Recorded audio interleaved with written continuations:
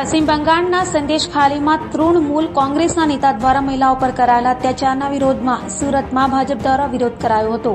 સુરત ભાજપ દ્વારા પશ્ચિમ બંગાળના સંદેશ ખાલીમાં તૃણમૂલ કોંગ્રેસના નેતા દ્વારા મહિલાઓ પર થતા અત્યાચારો અને અઘટિત અપરાધોને લઈ વિરોધ પ્રદર્શન કરાયું હતું।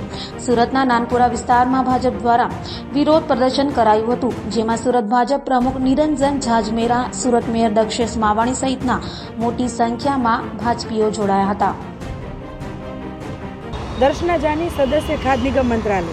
આગે કયા પ્રકારનો વિરોધ દર્શાવવામાં આવ્યો? આજે અહીંયા મમતા સરકાર દ્વારા સદેશ ખલીમાં જે પણ મહિલાઓ ઉપર અત્યાચારો આજ સુધી થયા છે, એમના સેક્સ્યુઅલ હેરેસમેન્ટ લઈને એમના કોઈ પણ સર્વાંગી વિકાસમાં એ લોકોને બહાર નથી નીકળવા દેવામાં આવતા અને કોઈ પણ વિરોધ પક્ષ હોય, બીજેપીના નેતાઓ હોય, સંઘના કાર્યકર્તાઓ હોય અથવા એનજીઓના બહેનો હોય કે કોઈ પણ લોકો ત્યાં પહોંચે છે તો સમખલીની બહેનોને એમના સાથે સંવાદ કરવામાં નથી દેવામાં આવતો અને એમને રોકવામાં આવે છે।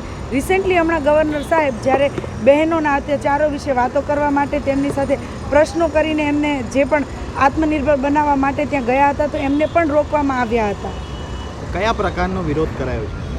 એકચ્યુઅલી થોડા સમયથી જ્યારથી ઈડીની રેડ પડી છે ત્યારના શેખ સાહેબ ત્યાંના લાપતા છે, ભાગી ગયા છે અને એ ભાગી ગયા છે તો એ રેડના ઓફિસરો પર પણ પથ્થર મારીને, દંડા મારીને એમને લોહી લુહાણ કરવામાં આવ્યા હતા।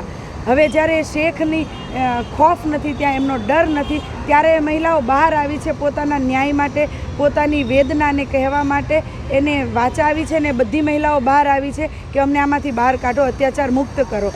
ત્યારે ગવર્નર સાહેબ જ્યારે ત્યાં ગયા છે ત્યારે ગવર્નર સાહેબને પણ પોલીસ અને પ્રશાસન દ્વારા રોકવામાં આવ્યું છે। આજે સુરતમાં કઈ પ્રકારનો વિરોધ હતો, કઈ જગ્યાએ? સુરતમાં અહીંયા મકાઈ પુલ નજીક બીજેપી કાર્યકર્તાઓ, તમામ શહેર પ્રમુખ, મહિલા મોરચા શહેર પ્રમુખ અને તમામ કોર્પોરેટર, મેયરશ્રી અને તમામ કાર્યકર્તાઓ સાથે વિરોધ હતો અને આખા હિન્દુસ્તાનમાં, ઇન્ડિયામાં, ભારતમાં વિરોધ છે કે મહિલાઓ અત્યાચાર નહીં સહન કરે।